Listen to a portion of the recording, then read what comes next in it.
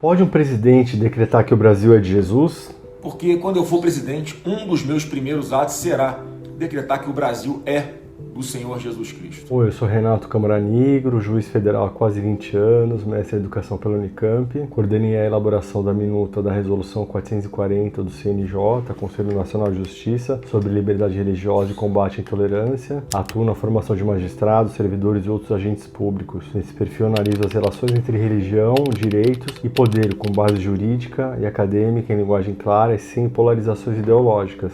Seja bem-vindo. Religião e Estado se encontram todos os dias, nos tribunais, nas leis, nas políticas públicas. Aqui eu acompanho esse encontro por 3 caminhos. Primeiro, a laicidade, como o Estado deve se relacionar com as religiões sem privilegiar nenhuma delas. Segundo, a liberdade religiosa, como proteger o direito de crer, de não crer, ou de mudar de religião e enfrentar a intolerância e o racismo religioso. Terceiro, os casos concretos, decisões judiciais, financiamento público, símbolos religiosos, manifestação de autoridades e outras situações em que religião e poder entram em tensão. Também compartilho artigos, debates, experiência na formação de agentes públicos. A proposta não é alimentar torcidas, é oferecer critérios para compreender temas complexos a partir da Constituição, de pesquisa acadêmica e da experiência jurisprudencial. Decretar, essa é a palavra. Um candidato ou presidente pode professar publicamente a própria fé, mas a promessa não foi eu pertenço a Jesus Cristo, foi usar um ato da presidência para decretar que o Brasil pertence a Jesus Cristo. Então a pergunta é, um presidente pode usar a autoridade do Estado para atribuir uma identidade religiosa ao país? A declaração é de Flávio Bolsonaro, candidato à presidência. O vídeo foi publicado nas redes em 23 de agosto de 26, durante o horário do primeiro debate presidencial, do qual ele não participou. O objeto desse vídeo não é o candidato, mas a promessa. O critério seria o mesmo para qualquer pessoa e qualquer religião. E tem uma cautela que é indispensável, não existe o decreto ainda. O que podemos examinar hoje são os limites constitucionais do instrumento prometido e o significado público dessa promessa. O que um decreto pode fazer? Vamos começar pelo instrumento. Um presidente realmente edita decretos, mas decreto não transforma qualquer vontade presidencial em norma jurídica. O artigo 84 da Constituição delimita esse poder: pedir decretos para a fiel execução das leis em hipóteses específicas, dispor sobre a organização da administração federal e sobre cargos vagos. É uma competência bem limitada. Logicamente, não existe ali a competência para atribuir uma religião à república. Um decreto com esse conteúdo não teria poder de transformar juridicamente o Brasil em um Estado cristão. Mas a falta de efeito jurídico não torna a mensagem constitucionalmente indiferente. O artigo 19 da Constituição proíbe o poder público de estabelecer cultos religiosos ou igrejas, subvencionar essas igrejas, ou embaraçar seu funcionamento, e também impede que o Estado mantenha relação de dependência ou aliança com as igrejas, ressalvada a colaboração de interesse público e nos termos da lei. Isso não expulsa a religião da vida pública. O Estado protege a liberdade religiosa e admite a colaboração de interesse público, como eu falei. E sim, o Estado brasileiro convive com a religião de muitas formas. Tem os feriados religiosos, as capelanias militares, a imunidade dos templos,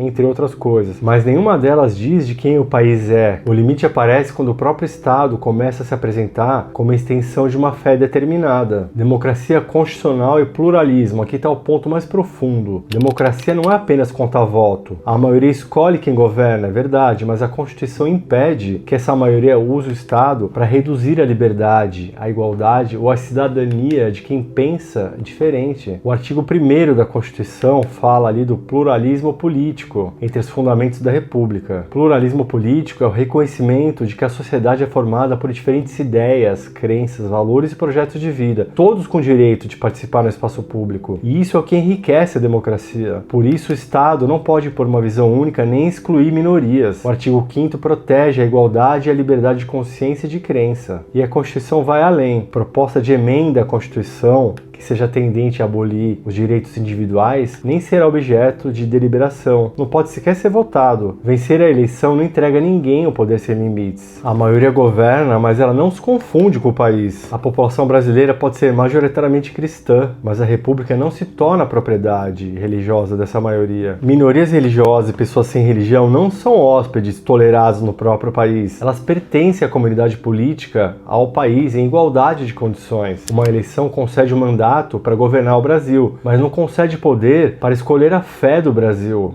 Tem o preâmbulo da Constituição. Realmente, o preâmbulo invoca a proteção de Deus, mas ele também fala numa sociedade pluralista e sem preconceitos. E para o Supremo Tribunal, essa invocação a Deus não tem força normativa. É justamente para situações como essa do vídeo que a gente está analisando que eu proponho 3 perguntas. Primeiro, o pertencimento. Depois daquele ato do candidato, todos continuam olhando para o país e a dizer em igualdade de condições, esse país também é meu? Segundo, justificação. Existe uma razão pública para que o ato possa ser apresentado para quem também não compartilha daquela fé? Terceiro, inversão. Troque apenas a religião. O seu julgamento continua igual? Então, pertencimento, justificação e inversão. Vamos aplicar esses critérios na prática agora. No mesmo vídeo, o candidato distingue quem acredita de quem não acredita em Deus e promete decretar que o Brasil é de Jesus Cristo. Decretar que o Brasil é do Senhor Jesus Cristo. Não precisamos avaliar, adivinhar a intenção subjetiva de quem falou, basta examinar a estrutura do que foi dito, da mensagem. Pelo pertencimento,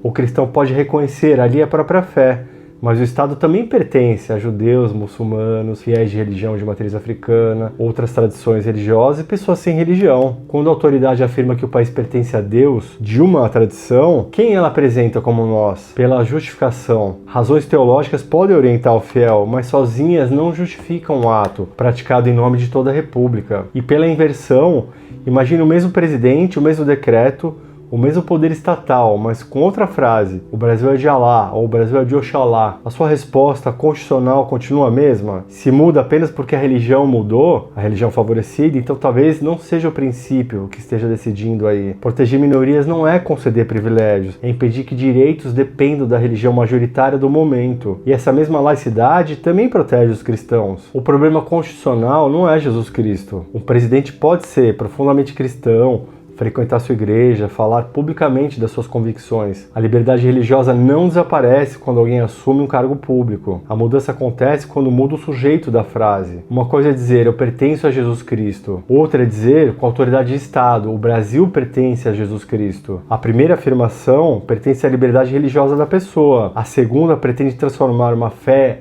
específica na identidade da própria República. E nesse Brasil oficialmente cristão, onde ficariam os ateus? Onde ficam os espíritas, muçulmanos, judeus? Seguidores de religiões de matriz africana, eles são menos brasileiros? Pertencem menos ao país? Pagam menos tributos? É justamente para que ninguém precise responder essas perguntas que a Constituição não permite ao Estado escolher uma religião. Como ainda não existe decreto, não cabe antecipar o julgamento de um ato concreto, mas a promessa já pode e deve ser confrontada com a Constituição. A República não tem uma fé para professar, tem cidadão de todas as crenças, e também sem crença, para proteger a todos. Se essa distinção ajuda a separar a fé pessoal ao poder estatal, compartilhe esse vídeo. O presidente pode declarar a sua fé, não pode decretar a fé da República.